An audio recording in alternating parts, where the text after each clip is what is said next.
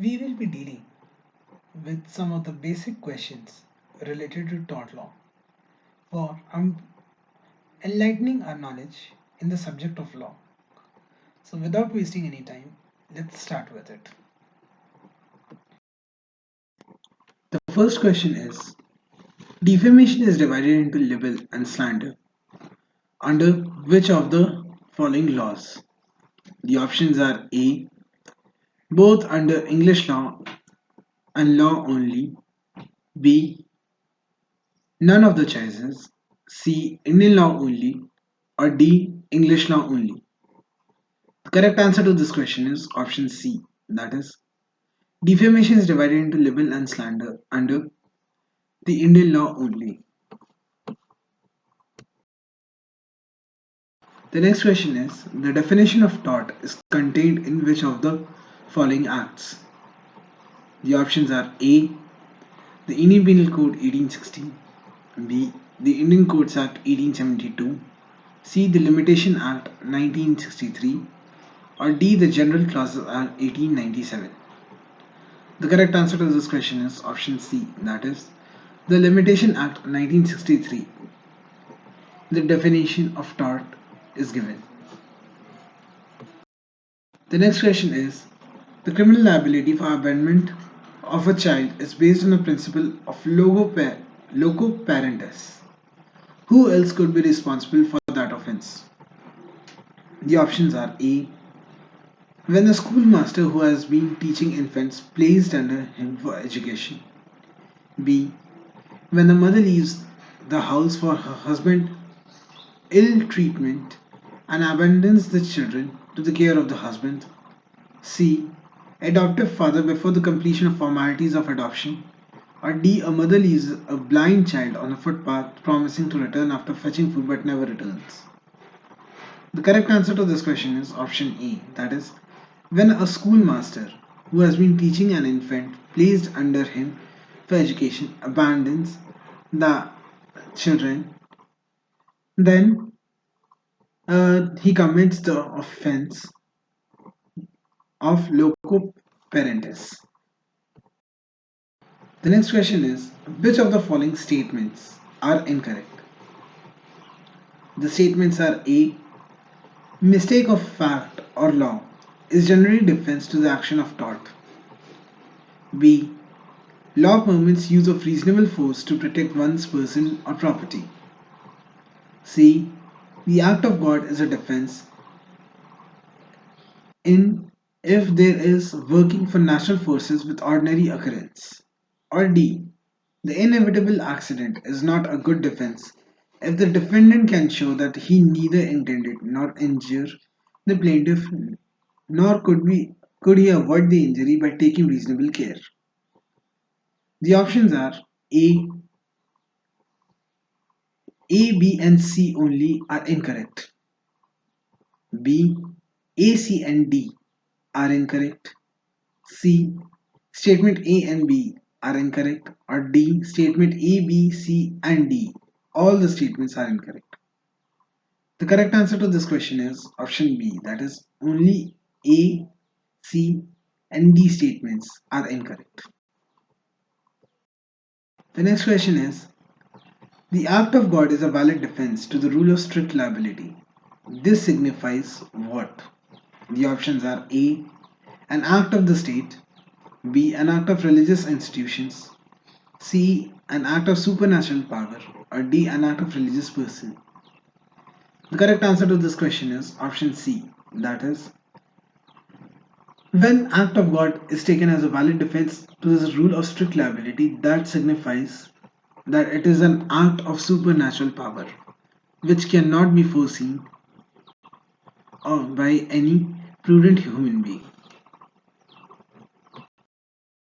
The next question is based on the following principle. 1. An independent contractor is one who is employed to do some work of his employer. He is engaged under contract for service. He undertakes to produce a given result and in actual execution of work. He is not under the direct control of the directions of his employer. He may use his own discretion in the execution of the work assigned. Second, in general, an employer is not liable for the tort of his independent contractor, but the employer may be held liable if he directs him to do careless acts. Based on the above principle, the facts is as follows: that Ramesh had a taxi cab to go to Delhi airport. As he started late from his home, he kept on urging the taxi driver to drive at a high speed, and the driver followed the direction, and ultimately, due to high speed, an accident took place causing injuries to a person. Now select the correct option. The options are A. Ramesh would be held liable for damages because the driver was an independent contractor and not his servant. B. Ramesh would be liable as the car was not owned by him. C. Ramesh could be held liable for damages as he exercised the control by giving directions to the driver. Or D. Ramesh would not be held liable for the damages because Ramesh did not know the consequence of such rash driving. The correct answer to this question is option C. That is, Ramesh would be held liable for damages as he exercised the control by giving directions to the driver. The next question is based upon a fact. The fact is that the defendant was a plaintiff's landlord and was living in the same building on the floor above him. Some rats damaged a rain water box maintained by the defendant for the benefit both of himself and the plaintiff, and the water running through injured plaintiff's goods below. Based on the fact, what action can be taken in the above fact in the view of exceptions to the theory of strict liability? The options are A. No action lie because of the plaintiff's own fault. B.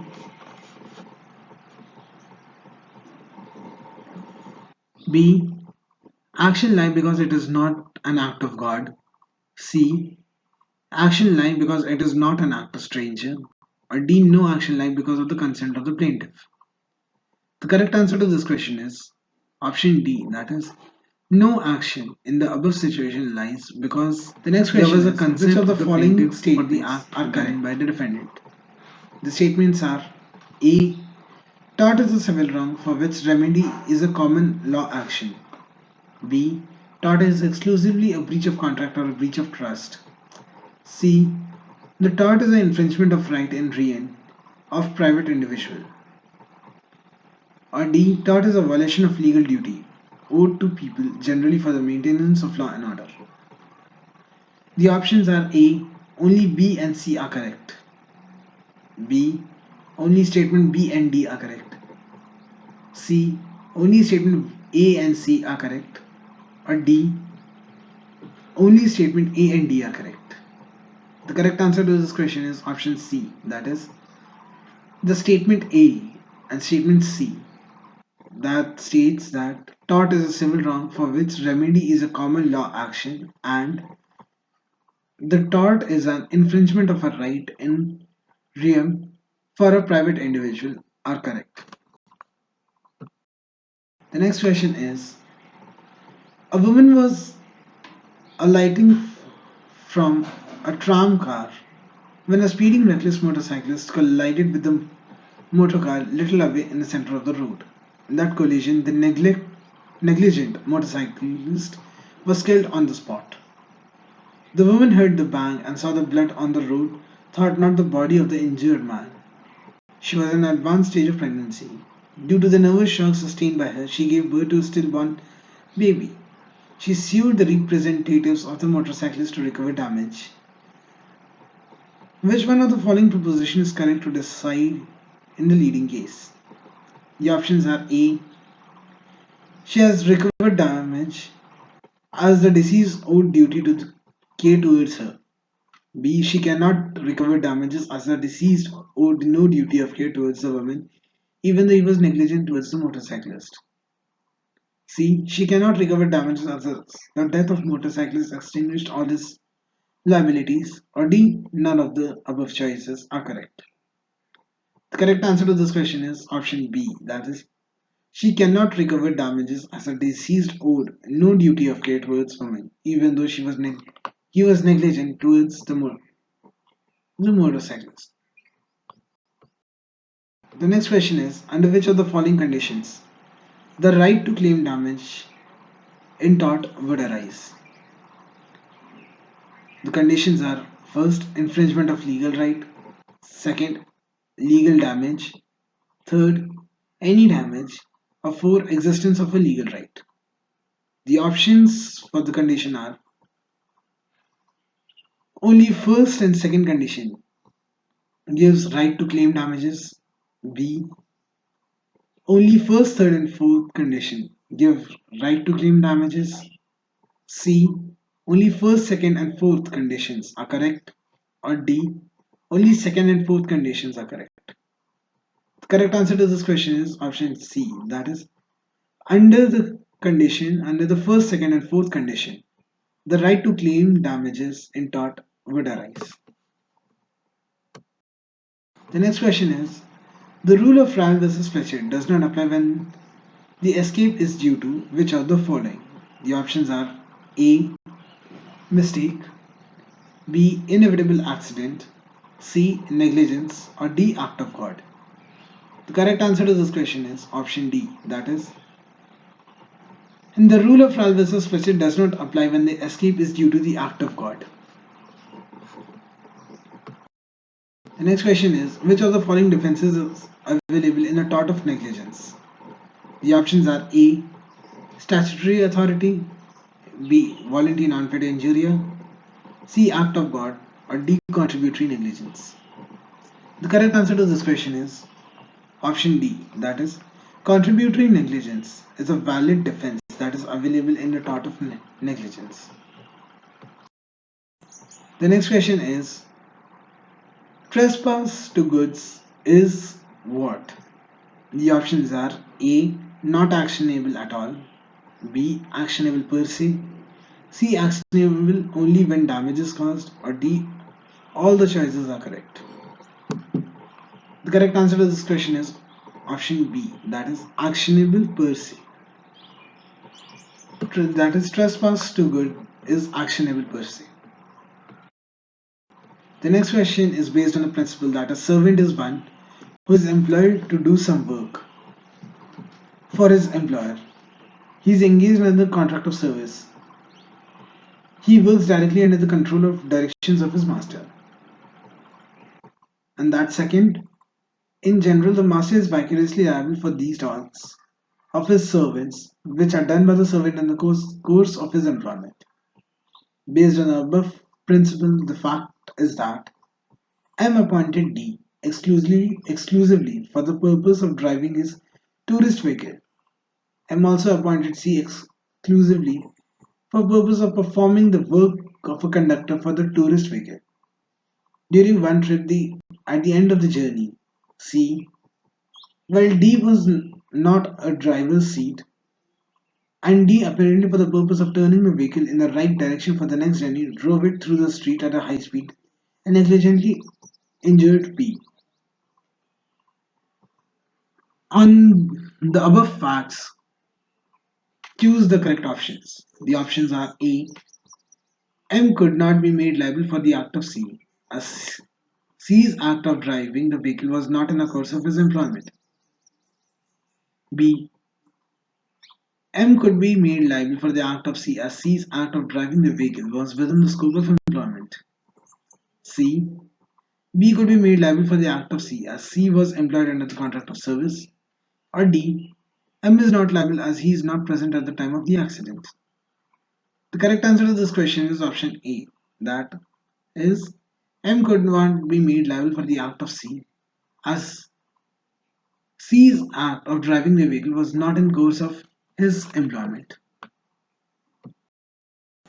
The last question is, if a person enters voluntarily into a sports event and receives grave injury,